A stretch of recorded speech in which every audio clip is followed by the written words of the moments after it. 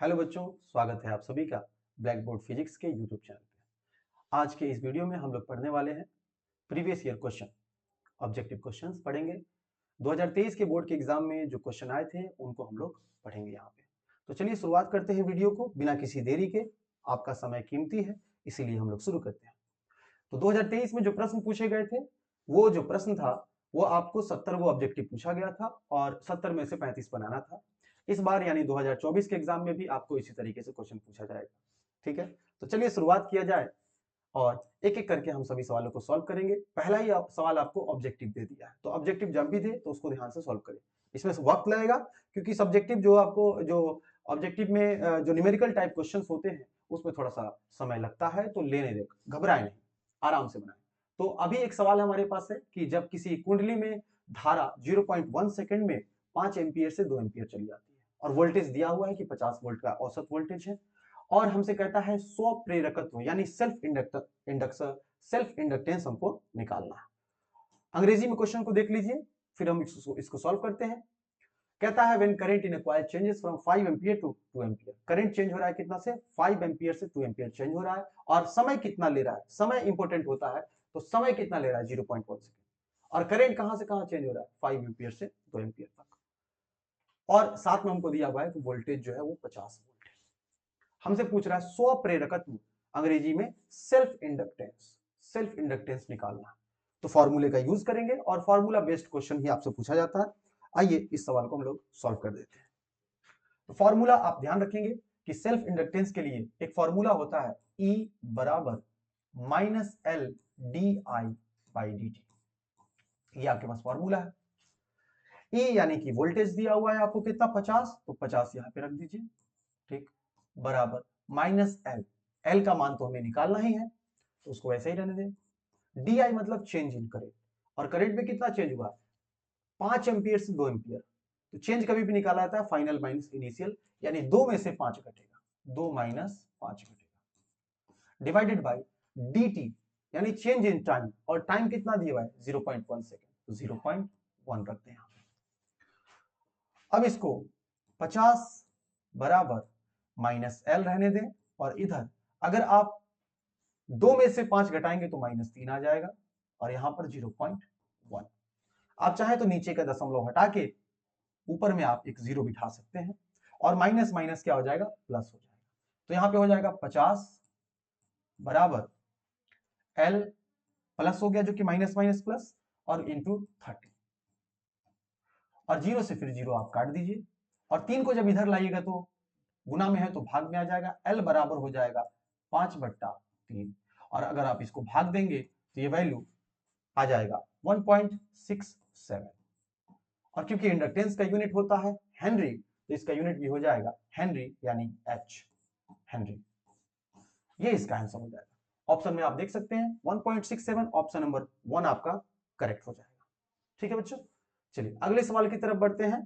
दूसरा सवाल हमारा, सेकंड क्वेश्चन देखते हैं क्या कहता है। सेकंड क्वेश्चन है कि द्वितीय तरंगिकाओं की अवधारणा किसके द्वारा दी गई थी, यानी the concept of secondary wavelets was given by. देखिए बच्चों, सेकेंडरी वेवलेट्स का जो कॉन्सेप्ट था वो दिया था हाइजन ने। हाइजन का वेव प्रिंसिपल पढ़ते हैं आप, उसमें उन्होंने सेकेंडरी वेवलेट्स के बारे में बताया था, तो इसका करेक्ट आंसर हो जाएगा क्वेश्चन नंबर 2 का हाइजन, हाइजन ने दिया था। अगला क्वेश्चन चलते हैं हम लोग, तीसरा क्वेश्चन हमारा कहता है कि फोटो इलेक्ट्रिक प्रभाव में प्रकाश विद्युत धारा स्वतंत्र है, मतलब किस पर डिपेंड नहीं करती है, और यहाँ पे आपके ऑप्शंस दिए हुए हैं कि इन photo electric effect the photo electric current is independent of, किससे इंडिपेंडेंट मतलब किस पर डिपेंड नहीं करती है। ऑप्शंस को ध्यान से पढ़ना है, तो ऑप्शंस में आप देख सकते हैं कहता है इंटेंसिटी ऑफ इंसिडेंट लाइट, जो लाइट आ रही है उसकी इंटेंसिटी पे। तो देखिए बच्चों, इंटेंसिटी आप जितना बढ़ाते जाएंगे आपका करंट फोटो इलेक्ट्रिक करंट उतना बढ़ते जाता है, यानी इस पर डिपेंड करती है, तो ये आपका आंसर नहीं है। आपसे पूछा है कि किस पर डिपेंड नहीं करती है। दूसरा ऑप्शन देखेंगे कि कह रहा है कि potential difference applied between the two electrodes, potential difference. देखिए पोटेंशियल डिफरेंस अगर आप बढ़ाते जाएंगे तो करंट बढ़ता जाता है, अगेन यहां भी डिपेंड करता है, तो आपसे पूछा है कि डिपेंड किस पे नहीं करता। तीसरा कहता है नेचर ऑफ एमिटर मटेरियल, इस पर भी डिपेंड करता है कि कौन सा मटेरियल है, किसी मटेरियल में पहले करंट निकल जाएगा, किसी में देर से निकलेगा, किसी के इलेक्ट्रॉन्स कम टाइटली बाउंड होते हैं, किसी के ज्यादा, तो मटेरियल पे डिपेंड करता है। बच गया चौथा ऑप्शन, डी ऑप्शन, और इस पर डिपेंड नहीं करता है, यही आपका क्या हो जाएगा, राइट आंसर हो जाएगा। चौथा ऑप्शन आपका राइट हो जाएगा। Frequency, frequency of incident light, ध्यान रखिएगा कि फ्रीक्वेंसी पर फोटो इलेक्ट्रिक करंट फ्रीक्वेंसी पर डिपेंड नहीं करता। तो तीसरा का राइट आंसर क्या हो जाएगा, ऑप्शन नंबर डी हो जाएगा। अगले सवाल की तरफ हम बढ़ते हैं। नेक्स्ट सवाल है मेरा चौथा, कि दृश्य स्पेक्ट्रम के रंगों में किसका अधिक तरंगदैर्घ्य होता है, यानी in visible spectrum which colour has larger wavelength, सबसे ज्यादा वेवलेंथ किसका होता है। तो याद रखिएगा विजिबल में पूछा है आपसे, यानी जो हमको दिखाई देता है, जिसको हमारी आंखें देख सकती है, सेंस कर सकती है, और इसमें दिया हुआ है ऑप्शन में रेड, येलो, ब्लू, वायलेट। तो आपको पता रहना चाहिए कि सबसे ज्यादा हमसे लार्जर पूछा है, सबसे ज्यादा लाल कलर का वेवलेंथ होता है, सबसे ज्यादा वेवलेंथ पूछा है किसका होता है, लाल का। यहीं पर आपको अगर पूछा जाता है कि सबसे ज्यादा फ्रीक्वेंसी किसकी होती है, वही वायलेट की होती है। जिसका वेवलेंथ ज्यादा उसकी फ्रीक्वेंसी कम। तो विजिबल स्पेक्ट्रम में अगर आपसे पूछे कि सबसे ज्यादा वेवलेंथ किसका होता है तो वो रेड होगा, और सबसे कम फ्रीक्वेंसी किसका है तो वो भी रेड होगा, क्योंकि इसका वेवलेंथ सबसे ज्यादा है तो फ्रीक्वेंसी सबसे कम होगी। अब अगले सवाल की तरफ, यानी कि आपका ये चौथे सवाल का राइट आंसर हो जाएगा ऑप्शन नंबर ए, रेड। अगले सवाल की तरफ बढ़ते हैं। क्वेश्चन नंबर 5, किसी परमाणु का नाभिक बना होता है, यानी किसी एटम के न्यूक्लियस में क्या क्या होता है। तो ये आपको सभी को पता है कि न्यूक्लियस बनता है प्रोटॉन और न्यूट्रॉन से। तो किसी एटम के न्यूक्लियस में प्रोटॉन और न्यूट्रॉन होते हैं। यहाँ राइट आंसर हो जाएगा आपका option number D, proton and neutron. अगले सवाल की तरफ बढ़ते हैं। नेक्स्ट क्वेश्चन है आपका बच्चों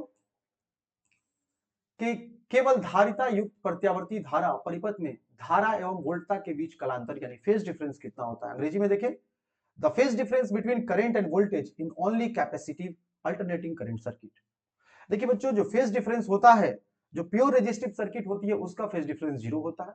बाकी प्योर कैपेसिटिव और प्योर इंडक्टिव इन दोनों का फेज डिफरेंस 90 डिग्री होता है। और यहां पर हमसे सर्किट कैसा दिया है, हमसे सर्किट दिया हुआ है ओनली कैपेसिटिव यानी प्योर कैपेसिटिव का, ओनली कैपेसिटिव का। तो इसका राइट आंसर कितना हो जाएगा, 90 डिग्री हो जाएगा। इस बात को आप ध्यान रखेंगे, 90 डिग्री। अगर आपसे यहां पर प्योर इंडक्टिव भी पूछा जाता, उसका भी फेज डिफरेंस 90 डिग्री होता है। तो राइट आंसर यहाँ पे 90 डिग्री हो जाएगा। तो क्वेश्चन नंबर 6 का राइट आंसर क्या हो गया था, 90 डिग्री। अगले क्वेश्चन की तरफ हम लोग बढ़ते हैं। अगला क्वेश्चन हमारा क्वेश्चन नंबर 7। क्वेश्चन नंबर 7 पर ध्यान देंगे, कहता है निम्नलिखित में से किस वैद्युत चुंबकीय विकिरण का तरंगदैर्घ्य न्यूनतम होता है। विद्युत चुंबकीय तरंग यानी इलेक्ट्रोमैग्नेटिक वेव, किस इलेक्ट्रोमैग्नेटिक वेव का वेवलेंथ सबसे कम होता है। तो ध्यान दीजिएगा बच्चों कि जिसका फ्रीक्वेंसी सबसे ज्यादा होता है उसका वेवलेंथ भी सबसे कम होता है, उसका वेवलेंथ सबसे कम होता है। तो सबसे ज्यादा फ्रीक्वेंसी हम सभी लोग जानते हैं कि गामा रेस की होती है, इसीलिए उसका वेवलेंथ सबसे क्या होगा, कम होगा। हमसे पूछा था कि मिनिमम, क्या पूछा था, मिनिमम वेवलेंथ, किसका वेवलेंथ मिनिमम होता है, गामा रेस का। गामा रेस का वेवलेंथ सबसे कम होता है। तो राइट आंसर हो गया आपका क्वेश्चन नंबर 7 का डी, गामा रेस। अगले सवाल की तरफ हम लोग चलते हैं। क्वेश्चन कह रहा है हमारा 25 का कि द्विधारी यानी आपको डेसिमल, यहां पर ये बोल रहा है 25 का द्विधारी क्या है। 25 डेसिमल में दिया है और उसको बोल रहा है बाइनरी में कन्वर्ट करना है। अंग्रेजी में भी देख सकते हैं कि 25 का आपसे पूछ रहा है कि बाइनरी क्या होगा। बच्चों बाइनरी का एक क्वेश्चन ऑब्जेक्टिव में आपको पूछता ही पूछता है, अक्सर पूछता है, और ये बनाना बड़ा आसान होता है। आपको नहीं आता तो आप यहीं पे सीख लेंगे कैसे बनाना होता है। तो ध्यान दीजिएगा बच्चों कि सबसे पहले आपको करना है, 25 का पूछा है तो 25 को लिख लीजिए, और यूं आपको डिवाइड आता है, डिवाइड करना है, बस 2 से करता है, बाइनरी में कन्वर्ट करना है इसीलिए 2 से 25 कितनी बार कटेगा, 12 बार में। 12 दूनी 24, 25 तो नहीं कट सकता ना, तो 12 बार में 24 आएगा, तो 12 लिख देना है, 12 बार में कट रहा है। और कितना बच रहा है, 1 बच रहा है, 1 को यहां लिख देना। फिर आपको इसको 2 से भाग देना, तो 2 कितना बार में कटेगा, 6, और कंप्लीटली कट जाएगा, कुछ नहीं बचा तो क्या बचा, 0 बचा। फिर आपको 2 से भाग देना है, 2 तिहाई 6, इस बार भी कुछ नहीं बचा तो 0 ले लेना है, और फिर आपको देखना है 2 से भाग देना है। 2 से भाग देंगे तो इस बार 1 बार में कटेगा, 2 इक्याई 2, बचा कितना, 1, तो उस 1 को यहां लिख देना। और अब आपको उल्टे क्रम में इस तरीके से सबको लिख लेना है। याद रहे कि ये वाला भी लिखाएगा, है ना, सिर्फ ये नहीं, ये अंतिम वाला जो 1 है वो भी लिखाएगा। और इसको ऐसे उल्टे क्रम नीचे से ऊपर की तरफ लिखना है। 1 जैसे कि फिर है यहाँ पे 1, फिर यहाँ पे 0 0 0 0, और फिर यहाँ पे है 1, और ये कन्वर्ट हो चुका है बाइनरी में। इसी तरह से आप 2-4 प्रैक्टिस कर लेना अपना, और सब ऐसे ही बनेगा आपका। तो राइट आंसर देख लो कौन है, 11001। अब देखिए 11001, यहाँ ऑप्शन नंबर सी करेक्ट है, 11001। बहुत आसान है, और आसान सवाल में ही अक्सर गलती होती है। तो इसीलिए जब आपसे पूछे तो आंसर निकालने के बाद भी ध्यान से चेक करें कि हम जो ऑप्शन लगा रहे हैं वो बिल्कुल सही है या नहीं। सही से चेक करें, क्योंकि सब एक जैसा। अगले सवाल की तरफ चलते हैं। नेक्स्ट हमारा जो क्वेश्चन है वो है क्वेश्चन नंबर 9। कहता है विवर्तन फ्रिंजों की चौड़ाई व्यक्तिकरण फ्रिंजों की, यानी कि ऑप्शन में पूछ रहा है यहाँ पे कि the width of diffraction fringe is dash to the width of interference fringe. यानी डिफ्रैक्शन फ्रिंज और इंटरफेरेंस फ्रिंज के बीच में कुछ पूछ रहा है। ये क्या पूछ रहा है यहाँ पर दिया हुआ है, इक्वल होता है, अनइक्वल होता है, सिमिलर होता है, नन ऑफ दिस होता है। देखिए बच्चों, डिफ्रैक्शन के थ्रू भी फ्रिंज प्राप्त होता है, और इंटरफेरेंस डार्क ब्राइट जो फ्रिंज प्राप्त होता है, और इंटरफेरेंस में भी प्राप्त होता है। लेकिन जो इंटरफेरेंस का फ्रिंज होता है उन सब का विड्थ सेम टू सेम होता है, और जो डिफ्रैक्शन का फ्रिंज होता है उनकी चौड़ाई घटती जाती है, उनका इंटेंसिटी घटता जाता है। ठीक है, तो यहां पर दोनों में हमको समझ में आ रहा है कि दोनों के फ्रिंज जो है वो सेम टू सेम नहीं होते हैं, यानी दोनों के फ्रिंज अलग अलग होते हैं, अनइक्वल होते हैं। राइट आंसर क्या हो जाएगा आपका, अनइक्वल हो जाएगा।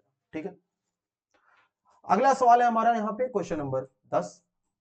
कह रहा है प्रकाश वर्ष का मान कितना के बराबर होता है। देखिए बच्चों, प्रकाश वर्ष कभी कभी 2 नंबर के एग्जाम में पूछ लेता है कि प्रकाश वर्ष किसे कहते हैं, 2 नंबर में आपको पूछ लेता है आपके एग्जाम में।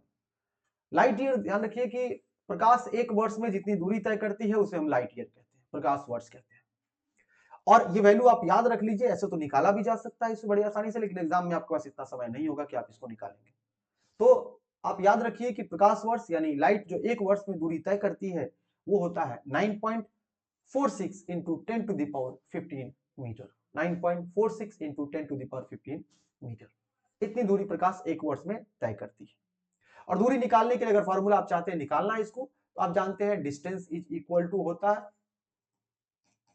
डिस्टेंस इज इक्वल टू होता है speed into time, speed into time.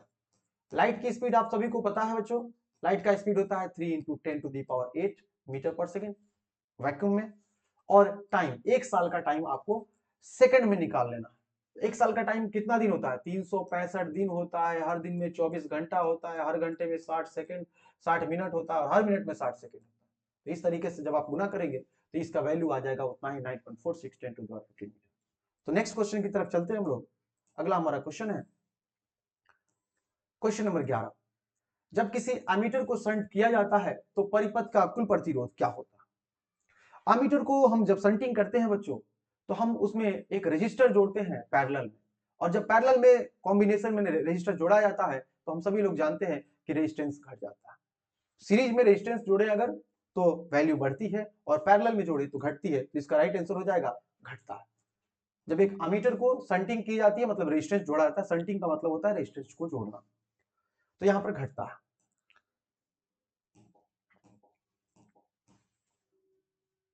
घटता है यानी कि डिक्रीज करता है, डिक्रीजेस। अगले क्वेश्चन की तरफ चलते हैं। क्वेश्चन नंबर हमारा है 12। कहता है the temperature coefficient of A semiconductor is. किसी सेमीकंडक्टर का टेम्परेचर कोफिशिएंट क्या होता है, ये पूछ रहा है। ध्यान दीजिए बच्चों, जो टेम्परेचर होता है सेमीकंडक्टर का, टेम्परेचर बढ़ाने से उसकी रेजिस्टिविटी घटती है। टेम्परेचर बढ़ाने से रेजिस्टिविटी घटती है, यानी इनवर्सली प्रोपोर्शनल है इस तरीके से। तो इसका जो टेम्परेचर कोफिशिएंट होता है बच्चों वो निगेटिव होता है। क्या होता है, निगेटिव। साथ ही साथ यानी कि ऋणात्मक होता है। साथ ही साथ ये भी ध्यान रखें, कंडक्टर का अगर आपसे पूछता टेम्परेचर कोफिशिएंट कितना होता है तो उसका कोफिशिएंट पॉजिटिव होता है। ये बात ध्यान रखेंगे आप, ठीक है, क्योंकि टेम्परेचर अगर कंडक्टर का बढ़ाते हैं बच्चों, तो कंडक्टर का टेम्परेचर अगर आप बढ़ाएंगे तो उसमें कंडक्टिविटी उसकी आपको घट जाती है, रेजिस्टिविटी बढ़ जाती है। तो राइट आंसर इसका हो जाएगा बी, निगेटिव यानी ऋणात्मक। अगला सवाल है हमारा क्वेश्चन नंबर 13। कहता है यदि साइक्लोट्रॉन में आवेशित कण का आवर्तकाल टी तथा महत्तम भी चाल भी है। कहता है if T is time period and V is maximum speed of a charge particle in cyclotron, तो टी और वी किस प्रकार से एक दूसरे पर डिपेंड करते हैं। देखिए बच्चों, हम सभी लोग जानते हैं, अभी अभी आपने फॉर्मूला देखा है कि स्पीड बराबर क्या होता है। अगर आप देखें स्पीड बराबर क्या होता है, distance upon time. Distance upon time. आप खुद देखे बच्चों कि टाइम और स्पीड में क्या रिलेशन होगा। टाइम को इधर लाएंगे, स्पीड को इधर लाएंगे, तो टाइम बराबर क्या हो जाएगा, डिस्टेंस को चलो s कह दिया डिस्टेंस, और स्पीड को हमने v कह दिया। अब देखो ये दोनों एक दूसरे के क्या है, इनवर्सली प्रोपोर्शनल है। तो याद रखें कि time period is inversely proportional to v, ये आपका राइट आंसर है। Time period inversely proportional to v, यहाँ पे ऑप्शन नंबर हो जाएगा आपका सी। भाई जितना ज्यादा वेलोसिटी लेगा, जितना ज्यादा स्पीड रहेगा किसी चीज का, वो उतना कम समय लेगा। आप भी ये समझते हैं बात को, तो इसीलिए इसका राइट आंसर हो जाएगा C. Question number 14, Van de Graaff जो जनरेटर होता है वो क्या बनाता है। Van de Graaff generator is an electrostatic machine which produces. तो वन डी ग्राफ जो जनरेटर होता है वो बेसिकली क्या प्रोड्यूस करता है। तो आपके ऑप्शन है यहां पे, ऑप्शन कहता है A high current only high voltage, B में कह रहा, सी कह रहा हाई करंट हाई वोल्टेज, और डी में कह रहा low current and low voltage. तो याद रखें बच्चों कि जो वाइन डी ग्राफ जनरेटर होता है वो लाखों वोल्ट के वोल्टेज को पैदा करने के लिए बनाया गया है, और वो सिर्फ वोल्टेज पैदा करता है, करंट पैदा नहीं करता, ये बात ध्यान रखेंगे। तो राइट आंसर हो जाएगा ओनली हाई वोल्टेज, ये आपका राइट आंसर हो जाएगा। अगले क्वेश्चन की तरफ चलते हैं। क्वेश्चन नंबर हमारा 15 कहता है परावैद्युतांक यानी परमिटिविटी का ऐसा यूनिट क्या होता है। क्या पूछ रहा है, ऐसा यूनिट ऑफ परमिटिविटी।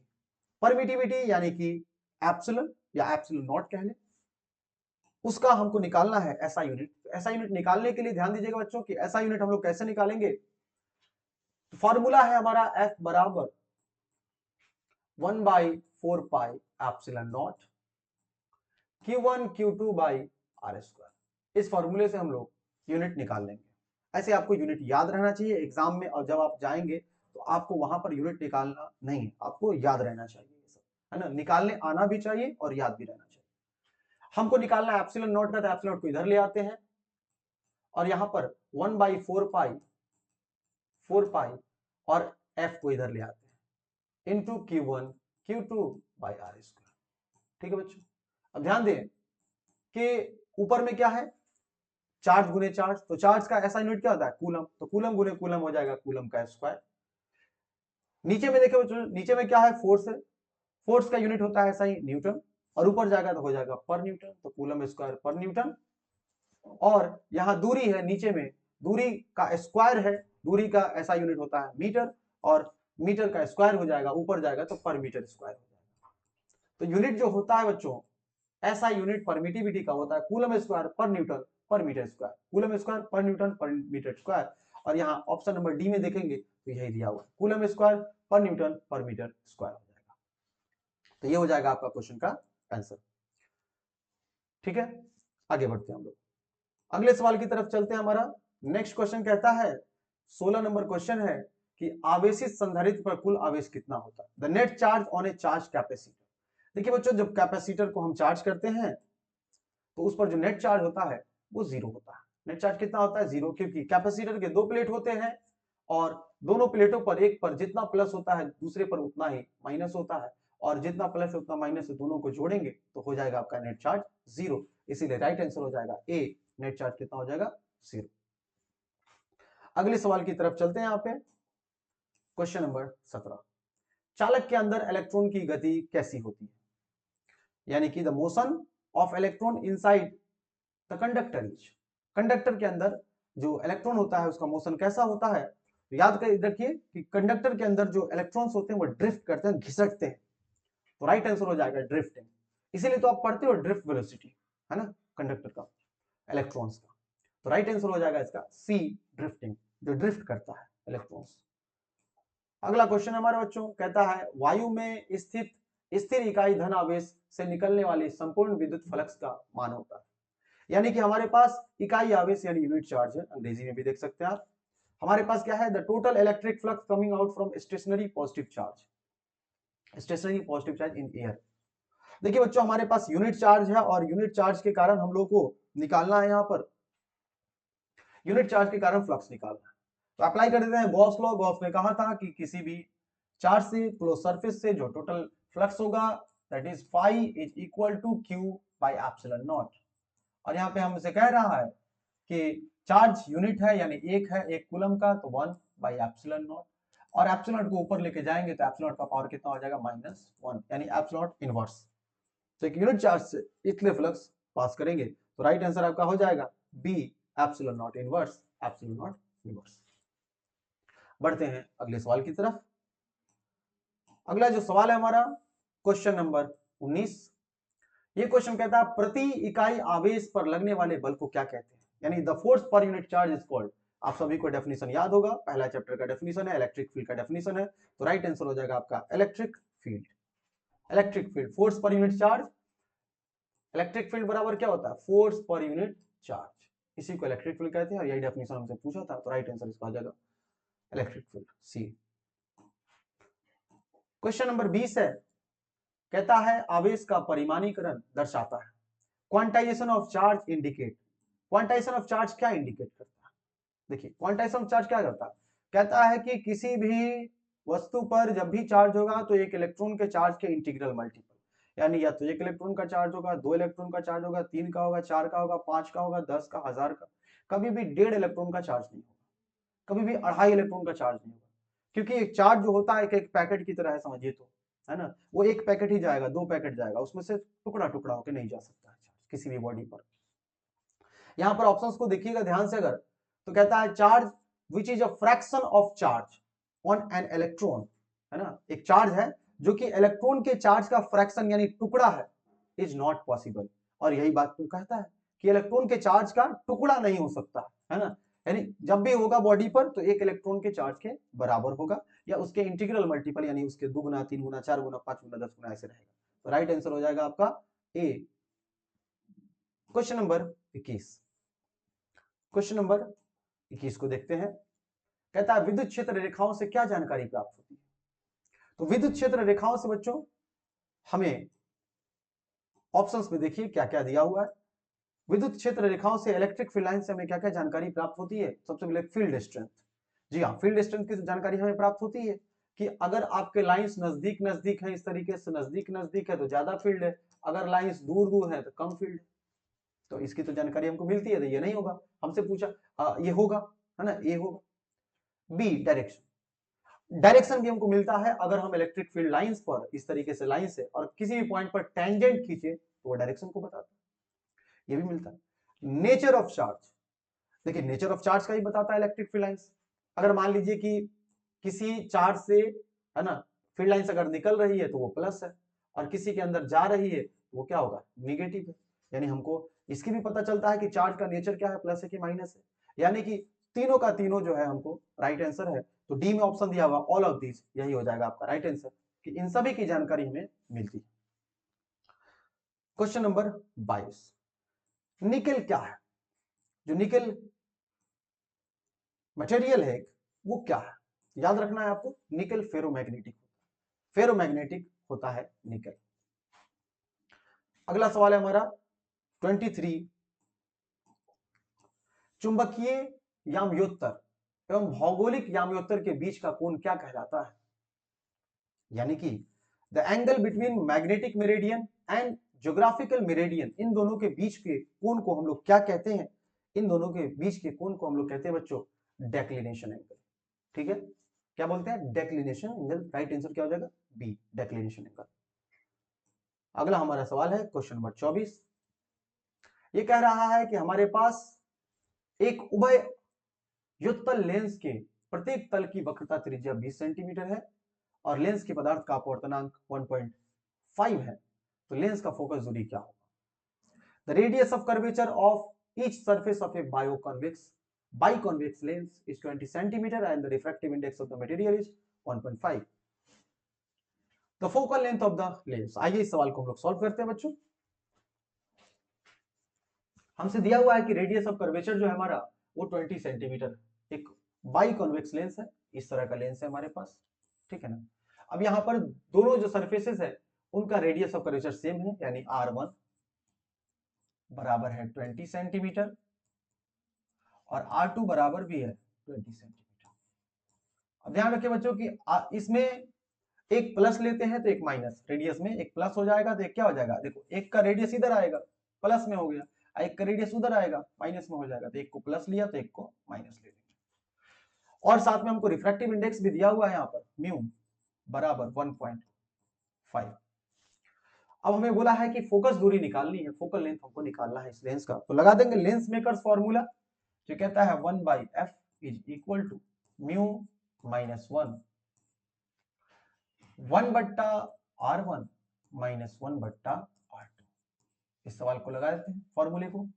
म्यू का मान दिया हुआ 1.5 माइनस यहाँ पे हो जाएगा 1, म्यू का मान दिया हुआ 1.5 बट्टा यहां पर हो जाएगा आपका 1/r1 माइनस 1/r2। r1 का मान 20 सेंटीमीटर रख देते हैं हम लोग, r1 का मान 20 और माइनस r2 का मान माइनस कितना है 20, तो माइनस माइनस क्या हो जाएगा प्लस हो जाएगा यहाँ पे, है ना। अगर हम यहाँ पे माइनस रख दे यहाँ पे आपको r2 का माइनस, तो माइनस माइनस ये हो जाएगा प्लस, तो इसको भी 20 लिख देते हैं, दोनों का सेम टू सेम है।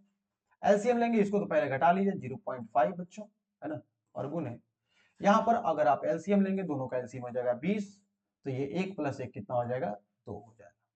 और इस हिसाब से अगर आप देखें 2 दहाई के 20 कट जाएगा 10 बार में, है ना बच्चों। अब यहाँ देखिए कि 1/f इज इक्वल टू क्या आया हमारे पास, तो 0.5/10, 0.5/10। अब इसको पलट दीजिए क्योंकि हमें इसको फोकस दूरी चाहिए, फोकल लेंथ चाहिए, तो f बराबर हो जाएगा 10/0.5। अगर दशमलव हटाएंगे तो यहाँ 0 पड़ जाएगा और 5 से कट जाएगा 20 बार में, इसीलिए f बराबर आ गया 20 सेंटीमीटर। यही आपका राइट आंसर हो जाएगा इसका, कि जो हमारा बाइकॉन्वेक्स लेंस है उसकी फोकस दूरी हो जाएगी आपको 20 सेंटीमीटर, 20 सेंटीमीटर। सी आपका राइट आंसर हो जाएगा, ऑप्शन नंबर सी आपका करेक्ट आंसर। ठीक है बच्चों, आप इसको एक बार देख लें, अगर स्क्रीनशॉट लेना चाहते हैं देख लें, ठीक है। अगले सवाल की तरफ बढ़ते हैं हम लोग। क्वेश्चन नंबर हमारा है नेक्स्ट 25। कहता है एक ही तरंगदैर्घ्य के इलेक्ट्रॉन तथा फोटोन की कौन कौन सी भौतिक राशि समान होगी, यानी कि for the same wavelength of electron and photon, एक फोटोन है और एक इलेक्ट्रॉन है, दोनों का which physical quantity will be same, अगर दोनों का वेवलेंथ क्या है सेम, सेम वेवलेंथ है। तो बच्चों फॉर्मूला होता है आपका मोमेंटम बराबर p बराबर h/λ। मोमेंटम का फॉर्मूला है, h तो आपका कांस्टेंट होता है, कांस्टेंट होता है h, और लैम्डा वेवलेंथ है, और वेवलेंथ बोला है कि सेम है, सेम वेवलेंथ। ठीक, तो h भी सबका सेम होता है, लैम्डा भी सेम होता है, तो अगर सेम वेवलेंथ किसी का है तो उसका क्या समान होगा, आपका मोमेंटम सेम होगा। तो राइट आंसर क्या हो जाएगा सी, मोमेंटम। तो एक इलेक्ट्रॉन और एक फोटोन जिसका वेवलेंथ सेम है तो उसकी और कौन सी फिजिकल क्वांटिटी सेम होगी, वो होगा मोमेंटम। तो ये इसका राइट आंसर हो जाएगा। हमारा अगला सवाल है 26 नंबर, कि नाभिकीय रिएक्टर में मंदक का काम क्या है, यानी the function of moderator in nuclear reactor. देखिए न्यूक्लियर रिएक्टर में मंदक यानी मॉडरेटर का इस्तेमाल न्यूट्रॉन्स को स्लो करने के लिए किया जाता है। जैसे आप कैरम बोर्ड खेलते हैं, अगर आप स्ट्राइकर को इतना जोर से मारोगे, बहुत जोर से मारोगे, तो जो पूरा गोटी सजा के आप रखते हो वो नहीं गिरेगा। उसको गिरने के लिए आप थोड़ा धीरे मारो, है ना। अगर आप बहुत जोर से मारोगे तो एगो गोटी लेके निकल जाएगा, वो खड़े का खड़े रह जाएगा पूरा का पूरा, है ना। तो आप उसको थोड़ा धीरे मारो, तो इसीलिए न्यूट्रॉन की स्पीड को कम किया जाता है ताकि वो न्यूक्लियस को जाके तोड़ सके। इसीलिए यहां पर राइट आंसर हो जाएगा इसका मंदक, नाम है मंदक, मंदक का काम क्या होगा मंद करना यानी स्लो करना।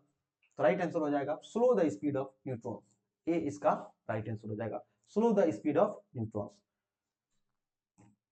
अगला क्वेश्चन हमारा, पी प्रकार के अर्धचालक के लिए अशुद्ध तत्व के रूप में किसका प्रयोग किया जाता है, तो याद रखेंगे आंसर आप, बोरोन का इस्तेमाल किया जाता है। बोरोन का इस्तेमाल पी टाइप अर्धचालक के, the impurity element used for P type semiconductor is, याद रखेंगे राइट आंसर क्या हो जाएगा इसका, ए बोरोन होता है, बोरोन का इस्तेमाल होता है पी टाइप बनाने के लिए। अगला हमारा क्वेश्चन है 28 नंबर है, कि डायोड का उपयोग किया जाता है, किस चीज में किया जाता है, डायोड इज यूज्ड एज, तो डायोड का इस्तेमाल एक एम्पलीफायर की तरह किया जाता है, सॉरी डायोड का इस्तेमाल एक रेक्टिफायर के लिए किया जाता है। आपको याद भी होगा कि हाफ वेव रेक्टिफायर और फुल वेव रेक्टिफायर इसमें होते हैं, तो इसमें राइट आंसर क्या हो जाएगा रेक्टिफायर। डायोड का इस्तेमाल एक रेक्टिफायर की तरह किया जाता है इसमें से। अगला हमारा सवाल है 29 नंबर, कहता है कि 6 माइक्रोफैराड धारिता के 3 संधारित्र उपलब्ध हैं, उनके द्वारा प्राप्त न्यूनतम अधिकतम धारिता क्या हो। यानी कैपेसिटर से हमारे 6 माइक्रोफैराड के 3 है, तो मैक्सिमम और मिनिमम, पहले मिनिमम बोला है, पहले minimum, the minimum and maximum capacitance क्या होगा। तो जो आपको पता होना चाहिए कि जो कैपेसिटर होता है उसमें जो मैक्सिमम मिलता है वो मिलता है पैरेलल में और मिनिमम मिलता है सीरीज में। तो पहले हमसे पूछा है मिनिमम, तो आइए निकालते हैं मिनिमम, और मिनिमम निकालने के लिए हम लोग क्या करेंगे, सीरीज में जोड़ेंगे उसको। तो सीरीज में जब जोड़ेंगे तो फॉर्मूला होता है बच्चों सीरीज का, है ना, या मिनिमम इसको हम लिख देते हैं क्योंकि हमसे मिनिमम पूछा है, और ये सीरीज में आप ध्यान रखेंगे SERIES फॉर्मूला लिख देते हैं, वो सीरीज का फॉर्मूला है ये। और क्योंकि सभी कैपेसिटर्स जो है 6 माइक्रोफैराड के हैं, तो वो वाला फॉर्मूला यूज कर लेंगे हम लोग C/M का। तो एक कैपेसिटर का कितना दिया, 6 माइक्रोफैराड, और क्या वो कैपेसिटर है, 3 गो, n मतलब होता है नंबर ऑफ कैपेसिटर, तो यहाँ 3 हो जाएगा, 3 दूनी 6, कट जाएगा, आंसर आ जाएगा 2 माइक्रोफैराड। ये मिनिमम आ गया, 6 माइक्रोफैराड के 3 कैपेसिटर का मिनिमम जो रिजल्टेट होगा 2 माइक्रोफैराड। और वहीं अगर मैक्सिमम की बात करें तो बच्चों मैक्सिमम मिलता है आपको पैरेलल में, तो यहाँ पर हम लोग पैरेलल वाला फॉर्मूला यूज कर देते हैं। पैरेलल का जो फॉर्मूला होता है बच्चों वो होता है आपका n इंटू सी। तो यहाँ पर n का जो मान है दिया गया है आपका, n 3 गो है, और c का जो मान है, c यानी कैपेसिटर एक का कैपेसिटेंस कितना है, 6 दिया हो जाएगा 18, यानी 18 माइक्रोफैराड। तो मिनिमम आ गया 2 माइक्रोफैराड, मैक्सिमम आ गया 18 माइक्रोफैराड। ऑप्शंस को देखिए और राइट आंसर टिक कर लीजिए। ऑप्शन में आपको 2 और 18, पहले मिनिमम बोला है तो पहले 2 और 18, राइट आंसर हो जाएगा आपका सी। ये हो गया इसका राइट आंसर। अगले क्वेश्चन की तरफ बढ़ते हैं। क्वेश्चन नंबर 30, एक प्रत्यावर्ती धारा का समीकरण दिया हुआ I बराबर 60 sin 100 पाई टी में धारा के मूल माध्य वर्ग का मान होगा, यानी रूट मीन स्क्वायर वैल्यू पूछ रहा है हमसे और इक्वेशन दे दिया हुआ। ऐसे सवाल सॉल्व करने बड़े बड़े आसान होते हैं, डायरेक्ट सॉल्व करना होता है। आइए सॉल्व कर देते हैं, हमसे पूछा है और इक्वेशन भी दिया गया है। बच्चों इक्वेशन अगर देखेंगे तो यहाँ इक्वेशन आपका I बराबर 60, हम यहाँ लिख देते हैं I बराबर 60 साइन 100 पाई इंटू टी। अब जैसा कि आप जानते हैं बच्चों, ऐसे होता है इक्वेशन आपका I बराबर I not sine omega into T. इससे कंपेयर कर लेना है, तो आप देखेंगे कि I नॉट की जगह क्या दिया हुआ है, 60 दिया हुआ है, यानी I नॉट का मान कितना है, 60। अब हमसे RMS वैल्यू पूछा है, तो फॉर्मूला आपको याद रहना चाहिए, नहीं याद है तो देखिए यहाँ पे IRMS का फॉर्मूला होता है रूट मीन स्क्वायर वैल्यू का I नॉट बट्टा रूट। अब I नॉट का मान कितना बच्चों, 60, और बट्टा यहाँ पे रूट 2, और इसको अगर डिवाइड करते हैं तो आएगा आपका 30 रूट 2।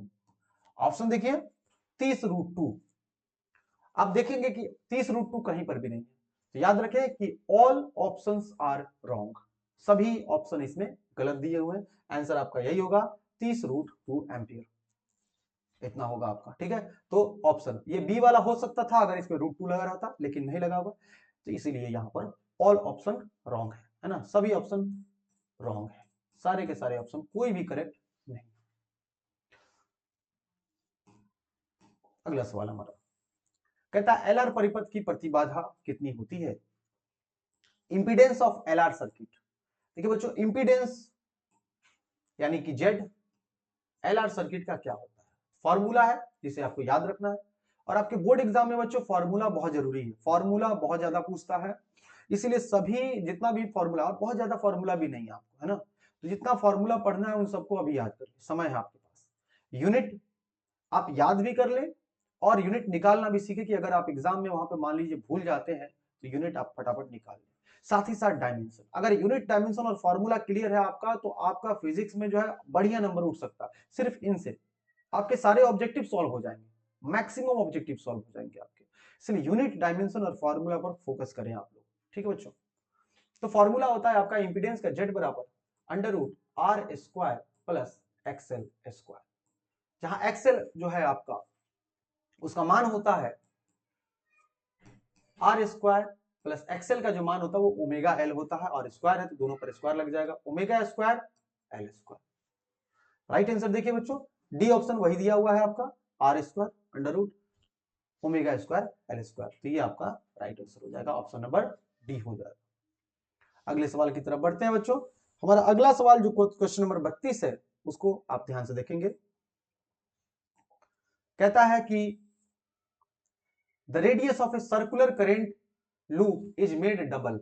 एक करंट लूप है सर्कुलर, उसके रेडियस को दुगना कर दिया गया and the current is made half. देखो बच्चों, जो हिंदी मीडियम के है जो अंग्रेजी मीडियम के, क्वेश्चन तो सॉल्व हो ही रहा है, आप हिंदी में पढ़ो या अंग्रेजी में पढ़ो, सॉल्यूशन पर ध्यान दीजिएगा आप लोग। बस मीडियम से हम क्वेश्चन हिंदी में पढ़े ना पढ़े, आपके पास तो क्वेश्चन अवेलेबल है ना, और नहीं है तो हमारे टेलीग्राम चैनल पर चले जाइएगा, ब्लैक बोर्ड फिजिक्स क्लासेस आप सर्च कीजिएगा तो वहां टेलीग्राम चैनल है, उसमें हम इसका पीडीएफ जो क्वेश्चन है उसको डाल देंगे, ठीक है ना। तो देखिए बच्चों यहाँ पे कि हमसे बोला है कि एक सर्कुलर कॉइल है और उसके रेडियस को दुगना किया गया है। रेडियस को देखिएगा, the radius of a circular current loop में डबल डबल कर दिया एंड आगे देखिएगा द करंट, यहां current is made half, current को हाफ कर दिया यानी आधा कर दिया। तो हमसे पूछा कि मैग्नेटिक मोमेंट यानी डाइपोल मोमेंट पूछ रहा है, मैग्नेटिक डाइपोल मोमेंट क्या हो जाएगा। मैग्नेटिक डाइपोल मोमेंट का फॉर्मूला होता है बच्चों m बराबर N I A, N I A, N number of turns है, आई करंट है और ए एरिया होता है। यहां पर बच्चों हम लोग ये फॉर्मूला होता है, यहां पर हम चाहे तो इस फॉर्मूले को ऐसे लिख ले एन आई, और क्योंकि सर्कुलर है तो उसका एरिया क्या हो जाएगा पाई आर स्क्वायर, तो पाई आर स्क्वायर लिख सकते हैं, ठीक। अब ये तो m का वैल्यू है, ठीक। अब हम लोग m डैश निकालते हैं, नया वाला जो रेडियस को डबल करके और करंट को आधा करके मिलेगा वो कितना होगा, तो m डैश बोल देते हैं उसको, और उसका फॉर्मूला भी ऐसे ही लगाएंगे हम लोग, क्या हो जाएगा N I pi R square है, तो ठीक है यही यूज कर लेते हैं, यूज कर लेते दोनों फॉर्मूला, तो इसी को यूज करते हैं एन आई, तो आई को तो आधा कर दिया है, करंट मेड हाफ, तो आई बाई 2 कर दीजिए और इनटू आर स्क्वायर, तो आर को दुगना कर दिया है तो आर की जगह क्या हो जाएगा बच्चों 2r का स्क्वायर, दुगना किया है, ठीक है। अब जो वैल्यूज थे उनको अलग कर लीजिए, मतलब एन आई है ना, और अच्छा हमसे पाई छूट गया तो पाई को हम यहाँ पे लिख दे रहे हैं, ठीक है। तो एन आई और ये पाई और ये आर स्क्वायर को साइड कर लेते हैं, एन आई पाई स्क्वायर को साइड, और ये देखिए यहाँ पे गुना, 2 दूनी 4 और बट्टा नीचे में कितना है 2, तो ये 2 दूनी 4 2 बार में कट जाएगा। अब ये जो वैल्यू आप देख सकते हैं ये तो वही है m, है ना, यानी इसकी जगह पर हम m रख सकते हैं, और इधर क्या बच गया आपका 2, यानी कि ये आ गया m डैश जो आया है बच्चों वो आया है 2m, कितना आया है 2m, यानी मैग्नेटिक डाइपोल मोमेंट जो है वो दुगना हो जाएगा, डबल हो जाएगा, जैसा कि हमने आपके सामने यहाँ पे सॉल्यूशन किया है, मैग्नेटिक डाइपोल मोमेंट डबल हो जाएगा, ठीक है बच्चों। आगे बढ़ते हैं क्वेश्चन नंबर 33 की तरफ।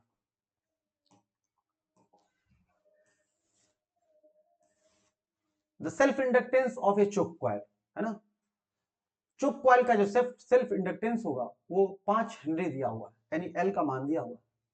The current through it is increasing at the rate of 2 ampere per second, यानी यहां पर आपको करंट किस तरह से इंक्रीज कर रहा है ये आपको दे दिया गया, ठीक है। आपसे क्या पूछ रहा है कि the self inductance EMF in the choke coil will be the self induced EMF, I am sorry self induced EMF, यानी आपसे पूछ रहा है बच्चों यहाँ पे ईएमएफ कि ईएमएफ कितना पैदा होगा।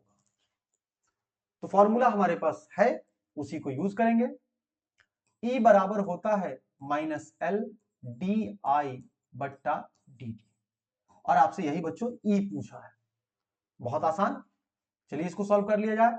माइनस एल, माइनस तो रहने दीजिए फॉर्मूले में होता है, एल का मान यहां पर दिया हुआ है बच्चों 5 हेनरी, रख दीजिए 5 यहां पे और गुने rate of current through it is increasing at the rate of 2 ampere per second, तो ये 2 एम्पियर पर सेकंड जो दिया है बच्चों इसको आप करंट नहीं समझिए, ये rate of change of current दिया हुआ है, यानी D I by D T दिया हुआ है ना, क्योंकि देख रहे हैं यूनिट भी देख रहे हैं आई बाई एम्पियर पर सेकंड, यानी current by time D I by D T दिया हुआ, तो D I by D T की जगह हम 2 रख देंगे सीधे, है ना, करंट की जगह D I by D T की जगह 2, 5 दूनी कितना हो जाएगा 10 और माइनस का साइन तो यहाँ हो जाएगा 10 वोल्ट, यहाँ पे ये सेल्फ इंड्यूस्ड ईएमएफ जो होगा वो माइनस 10 वोल्ट होगा, और यहाँ पर देखो प्लस माइनस का फिर था इस ऑप्शन में, है ना, ऐसे जनरली नहीं रहता है लेकिन यहाँ पर दिया हुआ था इसीलिए हमने माइनस का यूज करके बना लिया इस सवाल को, माइनस 10 वोल्ट आपका राइट आंसर हो जाएगा। बहुत अच्छा, अब हम बढ़ते हैं अपने अगले सवाल की तरफ। हमसे पूछा जा रहा पृथ्वी का चुंबकीय आघूर्ण कितना होता है।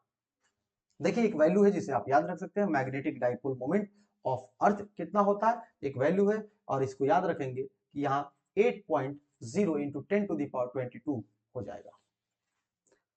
अगले सवाल की तरफ बढ़ते हैं। क्वेश्चन नंबर 35 कि विद्युत चुंबकीय तरंग में विद्युत तरंग तथा चुंबकीय तरंग के बीच कालांतर यानी फेज डिफरेंस कितना होता है।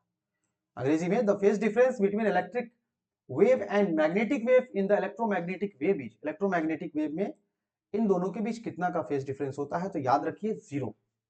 अगर आप डायग्राम भी देखते हैं बच्चों इस तरीके से इलेक्ट्रिक फील्ड मैग्नेटिक फील्ड का, तो ये अगर इलेक्ट्रिक फील्ड है तो मैग्नेटिक फील्ड भी तो इसी तरीके से होता है ना। तो दोनों तो शुरू एक ही जगह से हो रहा है, तो कहां कोई फेज डिफरेंस दोनों में है, नहीं। याद रखें फेज डिफरेंस 0 होता है। इलेक्ट्रोमैग्नेटिक वेव में इलेक्ट्रिक फील्ड और मैग्नेटिक फील्ड के बीच फेज डिफरेंस 0 होता है। अगले सवाल की तरफ बढ़ते हैं हम। क्वेश्चन नंबर 36 जब प्रकाश स्रोत और पर्दे के बीच की दूरी बढ़ा दिया जाए तो फ्रिंज की चौड़ाई क्या होगी, यानी when the distance between the source of light and screen is increased, तो फ्रिंज विड्थ का क्या होगा। आइए इसको फॉर्मूले से हम लोग देखेंगे। फॉर्मूला होता है फ्रिंज विड्थ यानी बीटा। बीटा का फॉर्मूला होता है बच्चों, बीटा बराबर होता है लेमडा डी बट्टा डी, और ये जो डी आप देख रहे हैं ये पर्दे की दूरी होती है। इस आपको when the distance between source of light, तो लाइट के सोर्स और पर्दे के बीच की दूरी डी होती है। और आप खुद देखिए कि अगर डी बढ़ाएंगे तो बीटा क्या होगा, बढ़ जाएगा। इसीलिए ध्यान रखें इस बात को, ऊपर है ना, दोनों ऊपर है। तो अगर आप यहाँ पे डी बढ़ाते हैं तो बी इन बीटा यानी कि फ्रिंज विड्थ क्या हो जाएगा, बढ़ जाएगा। ये हमसे पूछा था कि फ्रिंज विड्थ का क्या होगा, इंक्रीजेस। राइट आंसर क्या हो जाएगा, इंक्रीजेस। डिस्टेंस को अगर हम बढ़ाते हैं, इंक्रीज करते हैं, तो हमारा फ्रिंज विड्थ क्या हो जाएगा, इंक्रीज कर जाएगा। राइट आंसर हो जाएगा आपका ए, बढ़ जाएगा। क्वेश्चन नंबर है हमारे पास 37 कि रेडियो सक्रियता का मात्रक क्या है, यानी रेडियो एक्टिविटी जो होती है उसका यूनिट क्या होता है। तो एक तो बैकरल होता है, लेकिन बैकरल यहाँ पे नहीं दिया है, क्यूरी दिया है, क्यूरी लिख देंगे यहाँ पे। राइट आंसर क्या हो जाएगा, क्यूरी। रेडियो एक्टिविटी का जो यूनिट होता है वो क्यूरी होता है। हमारा अगला सवाल है कि निम्नलिखित में से किसकी वेधन क्षमता सबसे ज्यादा होती है, यानी which of the following has the highest penetrating power, सबसे ज्यादा पेनिट्रेटिंग पावर किसके पास होता है। याद रखेंगे गामा रेज के पास सबसे ज्यादा, जिसके पास सबसे ज्यादा एनर्जी उसके पास पेनिट्रेटिंग पावर सबसे ज्यादा, तो गामा रेज हो जाएगा यहाँ पर आपका राइट आंसर। गामा रेज की पेनिट्रेटिंग पावर सबसे ज्यादा होती है। अगला सवाल है हमारा, क्वेश्चन नंबर हमारा है टीवी प्रसारण के लिए किस आवृत्ति परास का उपयोग होता है, यानी कि which range of frequency is used in TV transmission. ये वैल्यू को आप याद रखेंगे बच्चों इसको। ये टीवी ट्रांसमिशन के लिए हम लोग 30 मेगाहर्ट्ज से 300 मेगाहर्ट्ज की फ्रीक्वेंसी का इस्तेमाल करते हैं। 30 मेगाहर्ट्ज से 300 फ्रीक्वेंसी का मेगाहर्ट्ज फ्रीक्वेंसी का इस्तेमाल करते हैं। क्वेश्चन नंबर है 40 कि किसी भी प्रिज्म की वर्ण विक्षेपण क्षमता यानी डिस्पर्सिव पावर किस पर डिपेंड करता है। तो डिस्पर्सिव पावर का अगर आप फॉर्मूला बच्चों अगर आपको याद हो तो आप जानते हैं कि डिस्पर्सिव पावर क्या होता है। डिस्पर्सिव पावर होता है बच्चों एंगल ऑफ डिस्पर्सन बटा मीन डेविएशन, और अगर आप फॉर्मूला उसका ध्यान देंगे तो फॉर्मूला होता है ओमेगा यानी डिस्पर्सिव पावर बराबर होता है आपका एंगल ऑफ डिस्पर्सन निकालेंगे तो म्यू भी माइनस म्यू आर बट्टा येलो जो मीन होता है उसका म्यू वाई माइनस 1। आप देखें यहां पर कहीं पर भी एंगल ऑफ प्रिज्म है क्या, नहीं, ओनली क्या है mu mu mu 1 refractive index है। और रिफ्रैक्टिव इंडेक्स अपवर्तनांक यानी कि किसकी प्रॉपर्टी होती है, वो मटेरियल की होती है, सिर्फ और सिर्फ मटेरियल। इसीलिए यहां nature of material of prism, केवल nature of material of prism पर निर्भर करता है। आई होप बहुत अच्छे से क्लियर हो रहा होगा आप लोगों का। और अगर आप क्लियर हो रहा है तो आप लोग जो है अगर अभी तक सब्सक्राइब नहीं किए हैं तो जल्दी से सब्सक्राइब कर दें, क्योंकि हम आपके लिए ही मेहनत कर रहे हैं। और अगर आपको नोटिफिकेशन चाहते हैं कि जैसे ही वीडियो आए फटाफट आपको नोटिफिकेशन मिल जाए, तो आप उसके लिए सबसे पहले बेल आइकन को दबा दें और ज्यादा से ज्यादा वीडियो को शेयर करें। जितना ज्यादा शेयर होगा, जितना ज्यादा व्यूज आएगा, उतनी ज्यादा जो है हमारी वीडियो बनाने की क्षमता बढ़ती जाएगी।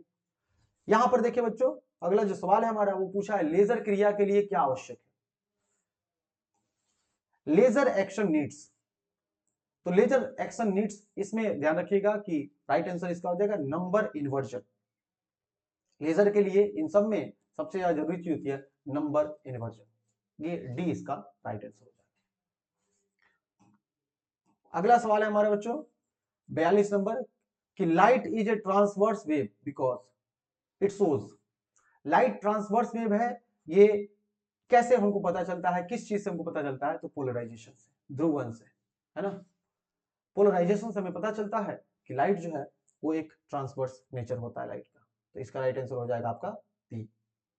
अगला सवाल है हमारा कि एक रेडियो समस्थानिक है, बिस्मत है, 210 यहां दिया हुआ है कि अर्ध आयु 5 दिन है, 20 दिन के बाद लिए गए नाभिकों का अवघटित अंश होगा। अंग्रेजी में देखें, the half life of A radio active isotope is 5 days, मतलब 5 दिन में आधा हो जाता है। हाफ लाइफ क्या होता है, कितने दिन में मटेरियल आधा हो जाता है, तो 5 दिन में ही आधा हो जाता है। कहता है the fraction of the nuclei undecayed at the end of 20 days, मतलब 20 दिन के बाद ये कितना बचेगा। फॉर्मूला आप ध्यान रखें बच्चों, फॉर्मूला हम बता रहे हैं आपको यहाँ पे, जो न्यूमेरिकल्स होते हैं उनको तो हम सॉल्व करेंगे, जो थ्योरी टाइप होता है उसमें ऑप्शंस बता देते हैं, अगर कुछ बताना होता है समझाना होता है तो आपको हम समझा देते हैं। n बराबर होता है n नॉट और 1/2 का पावर n, इस तरह से। यहाँ पे n नॉट क्या है, तो पहले कितना सैंपल था, n कितना है कि बचा कितना है, और ये n कितना है कि कैगो हाफ लाइफ बीत रहा है, तो उसका हाफ लाइफ है 5 और टोटल लग रहा है 20 दिन, तो कैगो हाफ लाइफ बीतेगा उसमें, तो 5 चौका 20, 4 गो, इसीलिए n की जगह पर यहां रख दें कि n नॉट 1/2 और n की जगह 4, इस हिसाब से हो जाएगा n नॉट गुने 1/4, 2 दूनी 4 दूनी 8 दूनी 16, ये हो जाएगा कितना टाइम्स हो रहा है, देख रहे हैं आप कि n नॉट बटा कितना आ रहा है आपका 16, तो सैंपल कितना बच जाएगा, बचेगा कितना, कितना बचेगा 1/16 बचेगा, यहां पर आप देख सकते हैं आया हुआ है कितना 1/16, तो राइट आंसर हो जाएगा इसका 1/16। क्वेश्चन है बच्चों आपका कि दो आवेशों के बीच विद्युत बल एवं गुरुत्वीय बल का अनुपात निम्न में से किसके क्रम में होता है। देखिए बच्चों, अगर आप निकालेंगे वैल्यू, तो आपसे ये पूछ रहा है कि the ratio of electric force and gravitational force acting between two charges in the order of, किस ऑर्डर के होते हैं। तो आपको करना कुछ नहीं है, इलेक्ट्रिक फोर्स और निकालना नहीं है, निकालने नहीं बैठना, हम बता दे रहे हैं आपको, इलेक्ट्रिक फोर्स और यहाँ ग्रेविटेशनल फोर्स, दो चार्ज के बीच लेना है, और अगर इसका आप रेशियो निकालते हैं तो ये रेशियो आता है, किस ऑर्डर का आता है, 10 की पावर 42 ऑर्डर का आता है, तो राइट आंसर कितना हो जाएगा इसका 10 की पावर 42, इस वैल्यू को आप याद रखें। अगला क्वेश्चन है हमारा, क्वेश्चन नंबर हमारा है 45, कहता है कि दो आवेश Q को मिलाने वाली रेखा के बीच एक आवेश Q रखा जाए तो आवेशों की इस अवस्था में संतुलन के लिए Q का मान क्या होगा, यानी कि a charge Q is placed between the center of, placed at the center on the line joining two charges। तो देखिए हमारे पास यहाँ पे दो चार्जेस हैं, दो चार्ज, एक Q और एक यहां पर Q है, और इसके बीच में एक चार्ज रखा हुआ है आपका Q, है ना, स्मॉल Q रखा हुआ। अब कहता है कि संतुलन कैसे आएगा, संतुलन का मतलब क्या होता है, संतुलन मतलब कि देखो भाई ये दोनों तो सेम है नेचर का, तो ये इसको क्या करेगा, रिपेल करेगा, इस पर फोर्स रिपल्सन का लगाएगा, ऐसे करके रिपल्सन का, तो ये तो रिपेल होकर भाग जाएगा, लेकिन संतुलन करना है तो ये जितना इसको रिपेल करे, ये उसको क्या करना चाहिए, अट्रैक्ट करना चाहिए, ये वाला बीच वाला चार्ज इसको क्या करना चाहिए, अट्रैक्ट, तब तो संतुलन आएगा दोनों के बीच में। तो नेट फोर्स 0 लगना चाहिए किस पे, इस पे, या इस पे भी निकाल सकते हो, ये इसको रिपेल करेगा इधर तो ये इसको अट्रैक्ट करना चाहिए। अब भाई मेरे, अगर ये मान लो पॉजिटिव चार्ज है दोनों जो कैपिटल क्यू में है, तो इसको क्या होना पड़ेगा, माइनस होना पड़ेगा, तो यहां ध्यान रखें कि ये चार्ज हम माइनस मान रहे हैं, लेट कर रहे हैं, इसको प्लस और इसको माइनस। अब यहां ध्यान से देखिएगा कि आपको निकालना, दूरी मान लीजिए ये दूरी x है और ये दूरी भी x है, क्योंकि हमको बोला है कि ये चार्ज छोटा वाला जो है वो दोनों के बीच में रखें, तो इसलिए इधर से बराबर दूरी, इधर से बराबर दूरी। अब इसके और इसके बीच का, देखिए इसके और इसके बीच का फोर्स और इसके और इसके बीच का फोर्स, यानी इस पर जो रिपल्सन का फोर्स लग रहा है और जो अट्रैक्शन का लग रहा है, दोनों बराबर होगा तब तो संतुलन आएगा। तो यहां पर आप सबसे पहले चलो इसके बीच का निकालते हैं, कूलम्ब लॉ लगा के, के कैपिटल क्यू स्मॉल क्यू और दूरी x स्क्वायर, यहां भी लगा देंगे के, अब कैपिटल क्यू और कैपिटल क्यू के बीच, तो के क्यू क्यू बाई, और दूरी हो जाएगा x प्लस एक्स 2x का स्क्वायर हो जाएगा, है ना। अब जो कटना है उसको काटिए, तो k से k कट गया, एक q से एक q कट गया, और x स्क्वायर से x का स्क्वायर करोगे तो ये भी कट जाएगा, बचा क्या आपके पास, तो इधर बचा है Q और बराबर इधर बचा है Q बाई और 2 दूनी कितना हो जाएगा 4। और हमने पहले ही मान के रखा है बच्चों कि ये चार्ज कैसा होना चाहिए, निगेटिव होना चाहिए, तो यहाँ हम लोग निगेटिव लगा देते हैं और ये इसका आपका राइट आंसर हो जाएगा -Q/4, -Q/4। ये आपका ऑप्शन नंबर बी क्या हो जाएगा, करेक्ट हो जाएगा। अगला हमारा सवाल है, नेक्स्ट क्वेश्चन की तरफ बढ़ते हैं। अगर आपको बहुत अच्छे से समझ में आ रहा है तो अपने विचार, अपने कमेंट्स जरूर कीजिए, है ना, ताकि हम भी आपके कमेंट्स को देखें और रिप्लाई भी करें आपके कमेंट्स को। अगर कोई डाउट हो तो पूछिए वहां पे। अगला यानी क्वेश्चन नंबर हमारा दिया हुआ है यहाँ पे, क्वेश्चन नंबर है ये 46। कहता है what is the angle between the electric dipole moment P and the electric field E when the dipole is in the stable equilibrium. बच्चों स्टेबल इक्विलिब्रियम अभी इससे पहले भी देख रहे थे आप, जो क्वेश्चन था उसमें भी इक्विलिब्रियम का ही था कॉन्सेप्ट। स्टेबल इक्विलिब्रियम क्या होता है, जब किसी डाइपोल को इलेक्ट्रिक फील्ड में रखते हैं तो उस पर जब नेट टॉर्क 0 लगता है तो वो कहलाता है इक्विलिब्रियम। अब नेट टॉर्क 0 लगता है आपका 0 डिग्री पर और 180 डिग्री दोनों पर लगता है। लेकिन जो 0 डिग्री होता है जब डाइपोल यानी डाइपोल मोमेंट P और इलेक्ट्रिक फील्ड E इन दोनों के बीच का एंगल 0 डिग्री हो, थीटा बराबर क्या हो 0 डिग्री हो, तब जो इक्विलिब्रियम होता है उसे हम स्टेबल इक्विलिब्रियम कहते हैं। तो राइट आंसर क्या हो जाएगा आपका 0 डिग्री। ध्यान दीजिए बच्चों, अगर आप इसको और डिटेल में देखना चाहते हैं तो हम 1 मिनट का समय और लेते हैं आपका, और ये इलेक्ट्रिक फील्ड बना देते हैं यहाँ पे, देखिएगा ध्यान से बच्चों, और यहाँ पे रख देते हैं एक डाइपोल, रख देते हैं, इसके बीच में एक डाइपोल रख देते हैं हम लोग। तो यहाँ पर हमने रख दिया डाइपोल -Q और +Q, ठीक है, एक डाइपोल रख दिया। अब देखिए अगर आप इसको घुमाना चाहेंगे, है ना, अगर इसको आप घुमाना चाहेंगे, हल्का सा इधर घुमा दीजिए, अगर तो इधर घुमाइएगा तो प्लस चार्ज पर किधर फोर्स लगता है, in the direction of field, इधर लगेगा, है ना, तो वापस से ये क्या कर लेगा, इसको खींच लेगा, जैसे जैसे इधर खींच के छोड़ा, खींच लेगा वापस, तो ये अपने पोजीशन में वापस चला जाता है। इसीलिए इस समय जो है स्टेबल इक्विलिब्रियम में है। और इस समय आप देख सकते हैं क्योंकि डाइपोल मोमेंट का बच्चों डायरेक्शन जो होता है, डाइपोल मोमेंट का डायरेक्शन होता है माइनस से प्लस, तो ये है डाइपोल मोमेंट का डायरेक्शन और ये है इलेक्ट्रिक फील्ड का डायरेक्शन, दोनों के बीच एंगल क्या है 0 डिग्री है। ये इसका राइट आंसर हो जाएगा। बढ़ते हम अगले सवाल की तरफ अपने, क्वेश्चन नंबर हमारा 47 से दिया हुआ कि निम्नलिखित में से यानी which of the following physical quantity is a vector quantity, very easy question for you, इनमें से कौन वेक्टर क्वांटिटी है, तो इलेक्ट्रिक फ्लक्स तो आपका जो स्केलर क्वांटिटी है, इलेक्ट्रिक पोटेंशियल स्केलर क्वांटिटी है, पोटेंशियल एनर्जी स्केलर क्वांटिटी है, तो बच गया इलेक्ट्रिक इंटेंसिटी यानी इलेक्ट्रिक फील्ड इंटेंसिटी आपका एक वेक्टर क्वांटिटी। कैसा क्वांटिटी है बच्चों, ये एक वेक्टर क्वांटिटी है। राइट आंसर क्या हो जाएगा, इलेक्ट्रिक इंटेंसिटी यानी electric field intensity. Question number next है हमारा 48। दो तरंग दिया गया है, दोनों का इक्वेशन दिया गया है, उससे कह रहा है कि उत्पन्न महत्तम मान क्या होगा, क्या व्यक्तिकरण आयाम के, यानी कि जब आपको इनके बीच इंटरफेरेंस होगा तो maximum amplitude, the value of maximum amplitude देखेंगे, maximum amplitude produced due to the interference of two waves given by y1 बराबर 4 sin ओमेगा टी, y2 बराबर 3 cos ओमेगा टी। अब इसको सॉल्व किया जाए, आइए, दो इक्वेशन जो दिए गए हैं तो उसमें आप ध्यान दें बच्चों कि यहाँ पर आपको साइन ओमेगा टी दिया हुआ है और यहाँ पर कॉस ओमेगा टी दिया हुआ है। तो सबसे पहले दोनों को सेम करना पड़ेगा। पहला इक्वेशन तो लिख लेते हैं, y1 बराबर आपका 4 साइन ओमेगा टी हो जाएगा, ठीक है, और y2 बराबर जो आपको दिया हुआ है उसको चेंज कर लेते हैं 3, और कॉस को अगर चेंज करें साइन में तो साइन 90 प्लस थीटा क्या होता है कॉस थीटा, तो यानी कि हम इसको लिख सकते हैं 3 और साइन 90 प्लस थीटा कह ले, है ना, 90 प्लस थीटा, थीटा कितना ओमेगा टी है, या थीटा प्लस 90 कह ले, कुछ भी लिख सकते हैं। यहाँ पर हमने ओमेगा टी और प्लस 90 को पाई बाई 2 कहते हैं, तो हमने इसको चेंज कर लिया।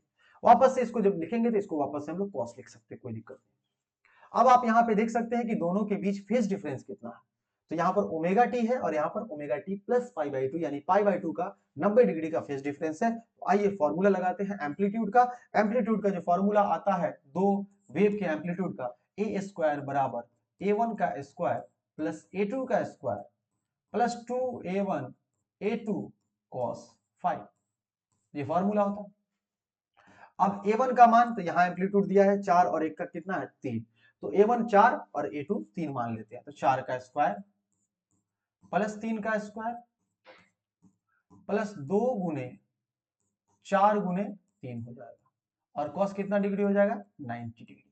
फेज डिफरेंस जो है फाई उसी को बोलते हैं 90 डिग्री। अब cos 90 जीरो, तो ये सारा टर्म क्या हो जाएगा आपका, टोटल क्या हो जाएगा, जीरो हो गया, खत्म।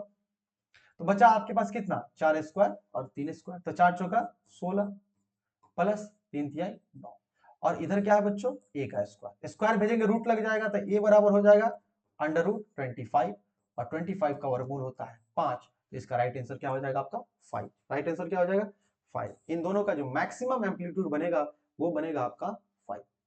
चलिए आगे बढ़ते हैं हम अपने अगले सवाल की तरफ। नेक्स्ट क्वेश्चन देखिए बच्चों, क्वेश्चन नंबर 49। परिनालिका में the formula for magnetic energy density for a solenoid is, ये फॉर्मूला है और आपको पहले बताया है फॉर्मूला, यूनिट और डायमेंशन बहुत अच्छे से याद रखिए।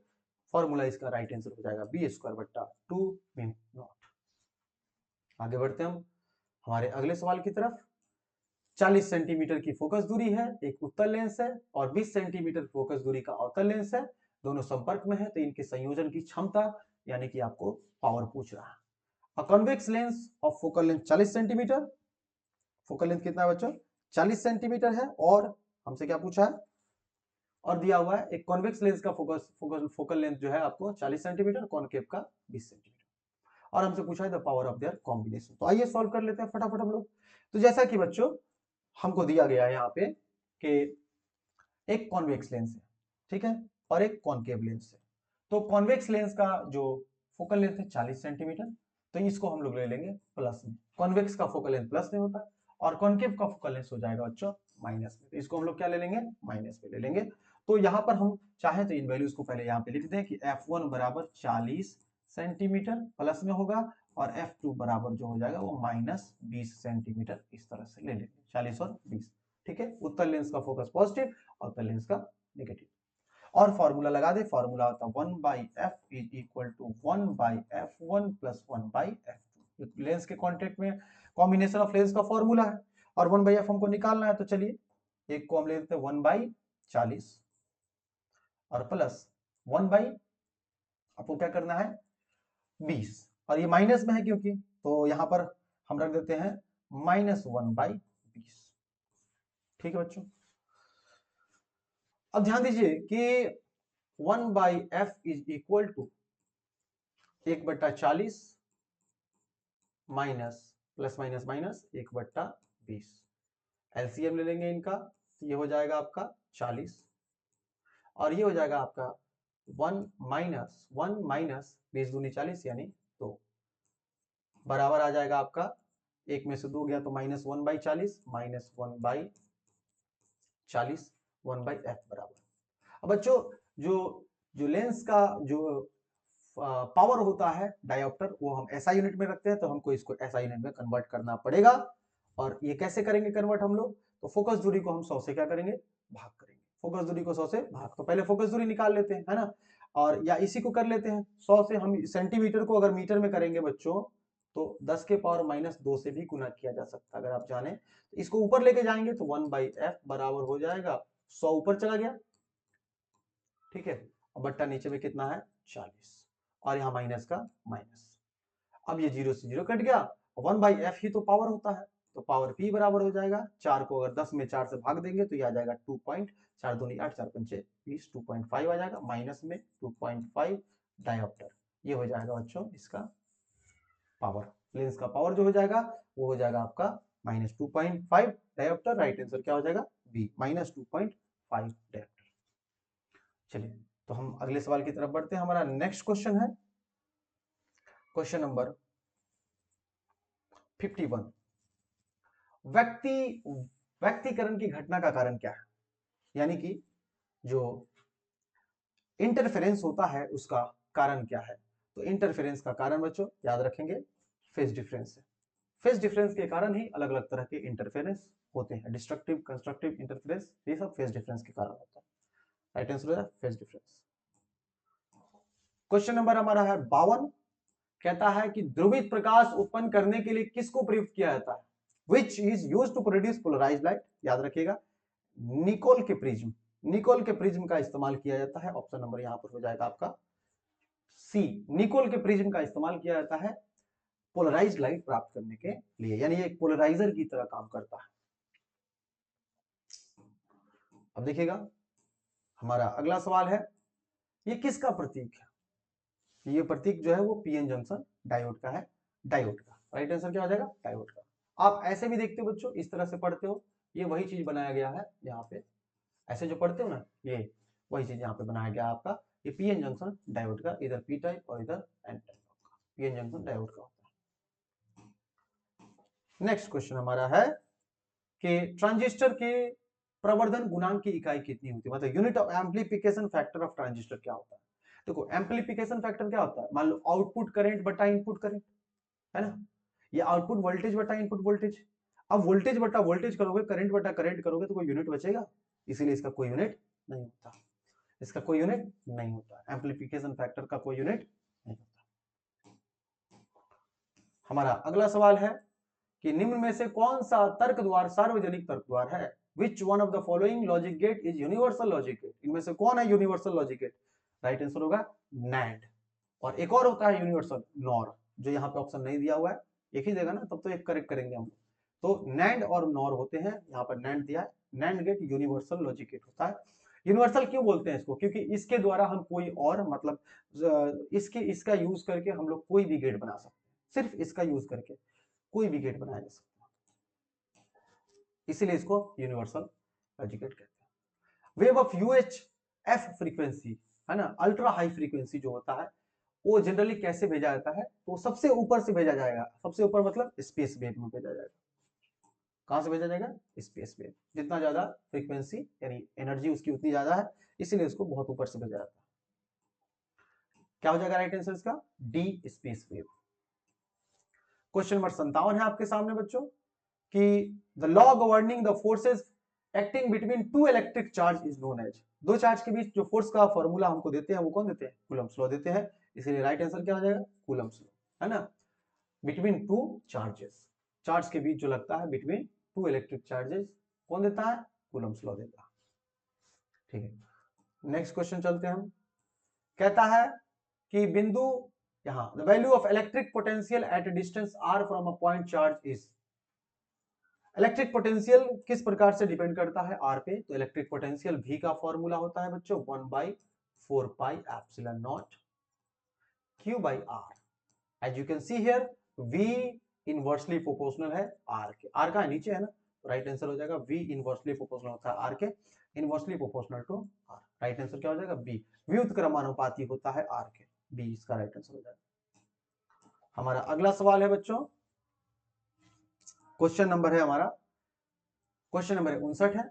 देखिए ध्यान से क्या कहता है कि किसी चालक के संवहन वेग यानी ड्रिफ्ट वेलोसिटी तथा आरोपित विद्युत क्षेत्र यानी इलेक्ट्रिक फील्ड किस प्रकार से रिलेटेड होते हैं, संबंधित होते हैं? The relation between drift velocity VD and applied electric field E, किस प्रकार से एक दूसरे पर ये रिलेशन होता है इसका? तो जैसा कि आप देखिए यहाँ पे फॉर्मूला आपको हम याद दिलाएं, तो ड्रिफ्ट वेलोसिटी का फॉर्मूला होता है बच्चों वीडी बराबर minus E by M in tau. आप देख सकते हैं कि वीडी और ई ऊपर ऊपर है, तो यहां हो जाएगा वीडी डायरेक्टली प्रोपोर्शनल टू ई, ये आपका राइट आंसर हो जाएगा। वीडी डायरेक्टली प्रोपोर्शनल किसके होता है? ई के, ये इसका राइट आंसर हो जाएगा। अगले सवाल की तरफ बढ़ते हैं। क्वेश्चन नंबर हमारा यहाँ पे 60 है कि 64 समरूप बिंदु बूंदे जिनमें प्रत्येक की धारिता 5 माइक्रोफैराड है, यानी हमारे पास ड्रॉप्स हैं छोटे छोटे 64 ड्रॉप्स हैं और सबका कैपेसिटेंस 5 माइक्रोफैराड है, और उसको मिला के एक बड़ा बूंद बनाया गया है, तो उसका बड़े वाले बूंद का जो कैपेसिटेंस होगा वो कितना होगा? शॉर्टकट फॉर्मूला याद रखें इसके लिए, आपको ट्रिक बता रहे हैं, इस ट्रिक की मदद से बना ले। सी डैश यानी कि नया वाला जो बिग ड्रॉप बनेगा उसका कैपेसिटेंस हो जाएगा, वो हो जाएगा आपका कि n का पावर, है ना, n का पावर 1/3 इंटू क्या हो जाएगा यहाँ पे आपका हो जाएगा c। n जहां पे क्या है? नंबर ऑफ ड्रॉप्स, तो कितना ड्रॉप है? 64 को, तो 64 का पावर 1/3 और गुने क्या हो जाएगा? c हो जाएगा। c तो दिया ही हुआ है, c का मान हम लोग चलिए रख देंगे 5 माइक्रोफैराड। तो यहाँ 4 के पावर 64 को 4 का पावर 3 लिख सकते हैं, 4 चुका 16 चुका 64, और इसका पावर है 1/3 और गुने इसका मान 5 रख दीजिए। चलिए अब यहाँ 3 से 3 कट गया तो बचा 4 और गुने 5, ये हो जाएगा आपका 20, 4 पंचे 20 और यूनिट था माइक्रोफैराड। 20 माइक्रोफैराड इसका हो जाएगा। जो बड़ा ड्रॉप बनेगा उसका जो कैपेसिटेंस हो जाएगा बच्चों वो कितना होगा, 20 माइक्रोफैराड। हम अपने अगले सवाल की तरफ बढ़ते हैं बच्चों, ध्यान दें। कहता है कि what is mainly measured by potentiometer, जैसा कि नाम है इसका पोटेंशियोमीटर यानी पोटेंशियल को मापने वाला। तो इसे जनरली क्या मापा जाता है, तो पोटेंशियल डिफरेंस को मापा जाता है। जनरली किसको नापते हैं, पोटेंशियल डिफरेंस, विभवांतर को नापते हैं। आगे कहता है अगर दो आवेशों के बीच की दूरी बढ़ाई जाती है तो उनके वैद्युत स्थितिज ऊर्जा क्या होते हैं। बहुत ही अच्छा सवाल है, बहुत ही कंसेप्चुअल सवाल है और इसमें गलती होने के चांसेस बहुत ज्यादा होते हैं। तो कहोगे इतना मामूली सा सवाल है ना, गलती कहाँ हो जाएगा इसमें। तो हम आपको बताते हैं कि गलती कैसे हो सकता है, और हो सकता है कि आप जो पढ़े हैं वो गलत भी हो, चाहे जहां से भी आप पढ़े। देखिए बच्चों, पोटेंशियल एनर्जी पूछा है दो चार्ज के बीच में, है ना, कि दूरी बढ़ाएंगे तो क्या होगा। अब फॉर्मूला होता है U बराबर, पोटेंशियल एनर्जी को U से डिनोट करते हैं, K यानी 1/4 पाई एप्सिलॉन नॉट जो कूलम्ब कांस्टेंट है, और Q1 Q2 बाय R। ठीक, आप कहेंगे बड़ा सिंपल है, U जो है इनवर्सली प्रोपोर्शनल है R के, R बढ़ेगा तो U क्या हो जाएगा, घट जाएगा। तो यहाँ आप डिक्रीजेस लगा सकते हैं, लेकिन हम आपका ध्यान एक तरफ और केंद्रित कराना चाहेंगे इसी सवाल में, कि मान लीजिए कि एक चार्ज पॉजिटिव है और एक चार्ज क्या है, नेगेटिव है। अब पोटेंशियल एनर्जी एक स्केलर क्वांटिटी है, अगर एक चार्ज पॉजिटिव हो गया एक चार्ज नेगेटिव हो गया तो पोटेंशियल एनर्जी नेगेटिव आएगी। तो फॉर्मूले में नेगेटिव आ जाएगा आपका यहाँ पे 1/4 pi epsilon nought Q1 Q2 by R, ये हो जाएगा। और वहीं अगर दोनों सेम चार्ज है, दोनों माइनस है या दोनों प्लस है, तो पोटेंशियल एनर्जी आपकी प्लस आती है।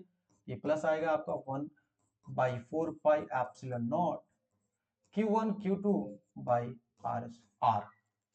ठीक है, ध्यान से देखिएगा। अब सोचिए कि अगर आप यहाँ पे R बढ़ा रहे हैं, ठीक है, R बढ़ा रहे हैं तो U क्या होगा, घटेगा। बहुत अच्छा, घटेगा। जब दोनों सेम चार्ज होते हैं, फॉर सेम चार्ज, है ना, ये कैसे है, ये है for same charge, for same charge, same charge, ये फॉर्मूला होता है। सेम चार्ज अगर होता है तो पोटेंशियल एनर्जी जो होती है वो आपकी पॉजिटिव होती है। और ये क्या है, फॉर अपोजिट चार्ज, फॉर क्या है, अपोजिट चार्ज, ये अपोजिट चार्ज के लिए ध्यान दीजिएगा।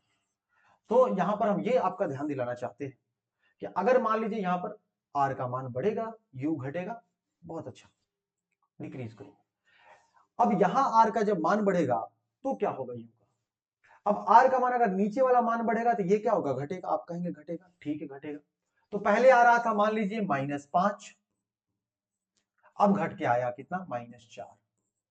अब बताइए कि पहले आ रहा था -5, अब आ रहा है -4, तो घटा की बढ़ा। आप पर 5 रुपया कर्जा है और आप पर अब 4 रुपया कर्जा बचा, तो आपके पास तो बढ़ा ना, है ना, समझ रहे बात को। माइनस में जैसे जैसे हम जाते हैं इधर की तरफ, पीछे की तरफ, तो ये बढ़ता है। तो एक्चुअली में जब R यहां पर बढ़ रहा है तो पोटेंशियल एनर्जी बढ़ रही है, समझो बात को। पहले था -5, अब हो गया -4, दोनों में कौन बड़ा है, -4 बड़ा है। तो यानी कि पहले कम था अब ज्यादा, यानी बढ़ा। पोटेंशियल एनर्जी R बढ़ाने से क्या हो गई, बढ़ गई। इसीलिए इसका आंसर जो राइट आंसर होगा वो हो जाएगा मे इंक्रीज और डिक्रीज। आई होप क्लियर होगा। अगर एकदम तगड़ा समझ में आया तो कमेंट एकदम कर देना, और हम गलत हो फिर भी बता देना, गलत होने का चांस नहीं है ना। आप क्या सोचते हो इसके बारे में आप जरूर बताएं, और क्या आप सही पढ़े थे इसको, यही बताइएगा। चलिए आगे बढ़ते हैं हम अगले सवाल की तरफ। क्वेश्चन है हमारा यहाँ कि दो प्रतिरोध हैं R और 2R, R और 2R, ठीक है। Two resistor R and 2R are connected in series, दोनों को सीरीज में बांधा गया। In an electric circuit thermal energy developed in R and 2R will be. तो आइए थर्मल एनर्जी की बात करते हैं। तो हमसे कहा है कि ये जो दोनों कैपेसिटर है इनको सीरीज में, तो सीरीज में जोड़ा यानी करंट क्या होगा, सेम। सीरीज में करंट क्या रहता है, सेम, यानी दोनों में करंट कितना बह रहा है, I, और एक का रेजिस्टेंस R और एक का रेजिस्टेंस 2R। अब थर्मल एनर्जी का रेशियो हमसे पूछा है, R एंड 2R, पहले R और फिर 2R। तो हम यहाँ पर निकालेंगे H1 बाई H2, है ना, हीट, H से हीट ले लिया। फॉर्मूला आता है आई स्क्वायर आर टी, R1T बट्टा आई स्क्वायर और R2T, अब देखिए आई आई तो दोनों में सेम है तो कट जाएगा, टाइम उतना ही लगेगा तो सेम है। अब R1 का मान कितना दिया हुआ है R, और R2 का मान कितना दिया हुआ है 2R, R से R कट गया तो क्या बचेगा 1/2 यानी 1:2। राइट आंसर क्या हो जाएगा 1:2। ये हो जाएगा आपका राइट आंसर 1:2। ठीक है 1:2। बस कुछ सवाल बचे हुए हैं बच्चों, आइए इन सवालों को फटाफट हम लोग देख लेते हैं। कहता है यहाँ से spherical mirror emerge in water is it's focal length will. एक मिरर को वाटर में डुबाया गया है, गोलीय दर्पण को वाटर में डुबाया गया, पानी में डुबाया गया है। तो कहता है कि उसका फोकल लेंथ क्या होगा। बच्चों ध्यान रखना कि मिरर का फोकल लेंथ किसी भी मीडियम पर डिपेंड नहीं करता है, उसको कहीं भी डुबा दो उसका फोकल लेंथ चेंज नहीं होगा। ठीक है, तो इसका राइट आंसर होगा रिमेन सेम। क्या होगा रिमेन सेम, चेंज नहीं होगा मतलब उतना ही का उतना ही रहेगा। आगे बढ़ते हैं हम अपने अगले सवाल की तरफ बच्चों। हमारा जो नेक्स्ट क्वेश्चन है वो है 65 नंबर कि the coefficient of reflection for total internal reflection क्या होता है। कोफिशिएंट ऑफ फ्रिक्शन क्या होता है बच्चों, शॉर्टकट में चलो हम इसको CF बोल दे रहे हैं, शॉर्टकट में हम इसे CF बोल दे रहे हैं बच्चों, ध्यान दीजिएगा।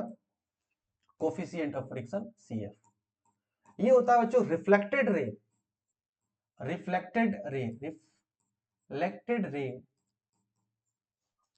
रे बट्टा इंसिडेंट रे। क्या हो जाएगा इंसिडेंट रे, इंसिडेंट रे हो जाएगा, रिफ्लेक्टेड रे बट्टा इंसिडेंट रे हो जाएगा। ठीक है, अब ध्यान दीजिए बच्चों कि रिफ्लेक्टेड रे बट्टा इंसिडेंट, टोटल इंटरनल रिफ्लेक्शन में जितनी रे जाती है सबकी सब वापस, यानी जितना इंसिडेंट सबका सब वापस आया, यानी ऊपर नीचे दोनों सेम होता है, दोनों एक दूसरे क्या कटेगा तो क्या बचेगा 1।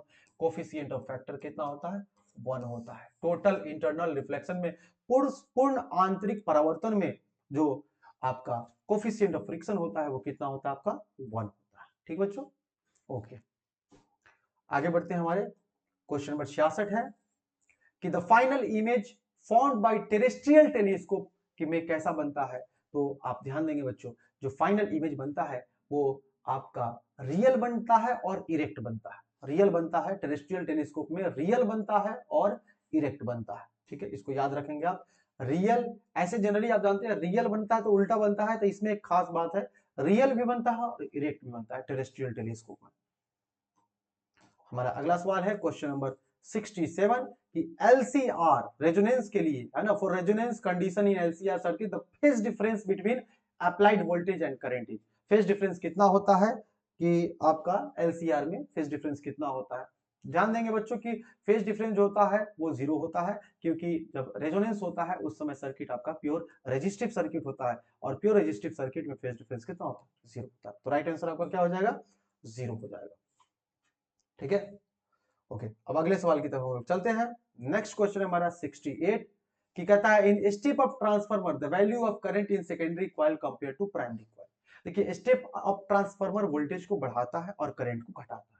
तो स्टेप ऑफ ट्रांसफार्मर में सेकेंडरी में पूछा है कि है ना the value of current in secondary coil compare to primary. तो प्राइमरी में क्योंकि स्टेप ऑफ ट्रांसफार्मर वोल्टेज को बढ़ाता है यानी करंट को घटा देता है, यानी पहले कम ज्यादा था अब क्या हो गया कम हो गया, तो आपको लेस हो जाएगा। क्या हो जाएगा यहाँ पे लेस, है ना, क्या हो जाएगा लेस, यानी कि value of secondary, secondary coil में जो करंट होगा वो प्राइमरी कॉइल के कंपैरिजन में क्या होगा कम होगा, सेकेंडरी में करंट कम हो जाता है। राइट आंसर हो जाएगा इसका। अगला हमारा सवाल है बच्चों 69 एक्स किरणें क्या है इलेक्ट्रोमैग्नेटिक वेव्स है ना, एक्सरेज क्या है इलेक्ट्रोमैग्नेटिक वेव्स है ना, विद्युत चुंबकीय तरंग से। तो ये राइट आंसर हो जाएगा इलेक्ट्रोमैग्नेटिक वेव। ठीक है, और हमारा आज का आखिरी सवाल है बच्चों क्वेश्चन नंबर 70 है। कहता है आइए इसको सॉल्व करेंगे हम लोग। कहता है यदि किसी माध्यम से निर्वात में संपूर्ण आंतरिक परावर्तन के लिए क्रांतिक कोण जो है वो 30 डिग्री यानी क्रिटिकल एंगल 30 डिग्री दिया हुआ है, तो हमसे पूछ रहा है कि उस माध्यम में है ना प्रकाश का वेग क्या होगा। अंग्रेजी में देख ले बच्चों, फिर हम इसको सॉल्व कर देते हैं। Critical angle for total internal reflection of a ray from any medium is 30 degree. Critical angle कितना दिया है 30 डिग्री, और हमसे पूछ रहा है कि velocity of light in the medium will be. आइए इस सवाल को सॉल्व कर ले, ऐसा सवाल बराबर पूछा जाता है। और बिहार बोर्ड में बच्चों ध्यान रखना कि प्रीवियस ईयर क्वेश्चन का बहुत महत्व होता है, क्योंकि न सिर्फ ऐसे तो हर एग्जाम में होता है लेकिन बिहार बोर्ड में थोड़ा ज्यादा होता है, क्योंकि बिहार बोर्ड में क्वेश्चन को रिपीट करता है। जो क्वेश्चन आप पढ़ रहे हो इसी में से कई सारा क्वेश्चन टकरा जाएगा आपका, है ना। इसीलिए 5-7 साल का प्रीवियस ईयर का क्वेश्चन जरूर आप पढ़ लें और आपको कहीं जाने की जरूरत नहीं है। हम ताजा ताजा एकदम आपके लिए अपलोड करेंगे यहाँ पर। उसके लिए सबसे पहले आप चैनल को सब्सक्राइब कर ले और अपने दोस्तों को शेयर कर दे। खूब सब्सक्राइबर बढ़वा, अभी करीब जो है कि 3000 3,500 के करीब सब्सक्राइबर्स है, आप उसको बढ़ा के 4000 कर दो, है ना। खूब शेयर करो अपने दोस्तों में, खूब फायदा उठाओ इसका, एकदम फ्री का मिल रहा है, पढ़ो, है ना। तुम पढ़ लोगे तो ऊपर वाला देख रहा है ना, अगर हम आपके लिए अच्छा करेंगे तो मेरे लिए भी अच्छा ही होगा। इसीलिए अगर आप सब्सक्राइब नहीं किए हैं तो अभी के अभी सब्सक्राइब कर दीजिए चैनल को और बेल आइकन भी दबा दीजिए, ताकि जैसे वीडियो अपलोड करेंगे फटाफट आपके पास नोटिफिकेशन पहुंच जाएगा और आप पढ़ लोगे। बहुत कम दिन बचे हुए आपके एग्जाम में, खूब बढ़िया से तैयारी कीजिए। तो आइए इस सवाल को हम लोग सॉल्व करते हैं बच्चों। ये सवाल है हमारा कि critical angle for total internal reflection जो है 30 डिग्री दिया हुआ है, तो वेलोसिटी ऑफ लाइट क्या होगा। देखिए फॉर्मूला होता है म्यू, है ना, बराबर सी बट्टा भी बराबर 1 बट्टा साइन सी। दोनों फॉर्मूला होता है, याद रखिएगा। म्यू बराबर सी बट्टा भी होता है और म्यू बराबर 1 बट्टा साइन सी भी होता है क्रिटिकल एंगल पे। अब इस रिलेशन से हम इस सवाल को सॉल्व कर लेंगे। तो ध्यान दीजिए बच्चों कि सी बट्टा भी हमसे क्या पूछा है, वेलोसिटी ऑफ लाइट। तो ऐसा है कि सी बट्टा भी में भी को उधर भेज दो और साइन सी को इधर ले आओ, तो सी और गुने साइन सी बराबर उधर चला गया v। देखिए कंफ्यूज मत हो, ये सी क्रिटिकल एंगल और ये C speed of light in vacuum, और हमसे ये v यानी speed of light in medium medium में पूछा था, यानी v हमको निकालना है ना। क्या निकालना हमको, v निकालना। अब c का मान जानते हैं बच्चों, लाइट का जो स्पीड होता है वैक्यूम में होता है 3 × 10⁸ और साइन सी यानी साइन कितना डिग्री, 30 डिग्री। क्रिटिकल एंगल कितना है, 30 डिग्री बराबर v। अब देखिएगा बच्चों कि यहां पर हो जाएगा आपका v बराबर साइन, यहाँ साइन 30 डिग्री का मान कितना होता है 1/2, है ना, पहले लिख दी कोई दिक्कत नहीं। और गुणे क्या है 3 × 10⁸, काटोगे 2 से कटेगा 1.5 में, तो v बराबर हो जाएगा 1.5 × 10⁸ मीटर पर सेकेंड। तो उस मीडियम में लाइट का जो स्पीड हो जाएगा उसको, उसका स्पीड कितना हो जाएगा 1.5 ओहो सॉरी ये नहीं है, अरे ऑप्शन गलत दिया हुआ है भाई, ऑप्शन गलत दिया हुआ है। यहाँ 10 के पावर क्या होना चाहिए 8 होना चाहिए।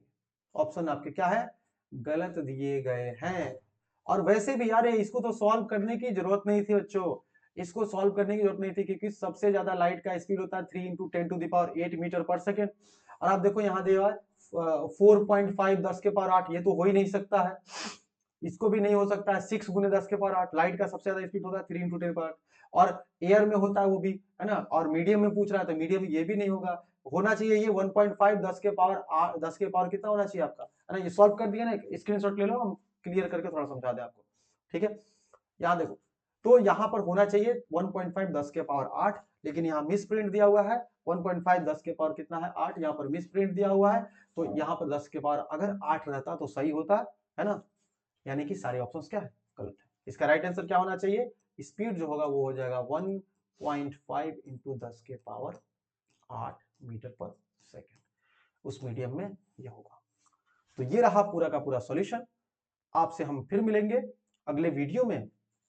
तो अगर आप वीडियो अच्छा लगा तो आप उसको लाइक कर दीजिए, सब्सक्राइब कर दीजिए और शेयर कीजिए, खूब सारा शेयर कीजिए। हम आपके लिए जल्द नया वीडियो लेके आएंगे, है ना, कल ही लेके आएंगे। नेक्स्ट वीडियो आएगा जिसमें हम 2022 बिहार बोर्ड में पूछे गए 2022 के सवालों को सॉल्व करेंगे, और कम से कम 5 से 7 साल के क्वेश्चन आप प्रीवियस ईयर क्वेश्चन को जरूर बना ले, सारा क्वेश्चन वहीं से टकरा जाएगा। सो ऑल द बेस्ट, आप अच्छे से पढ़िए, ऑल द बेस्ट। हाँ, थैंक यू।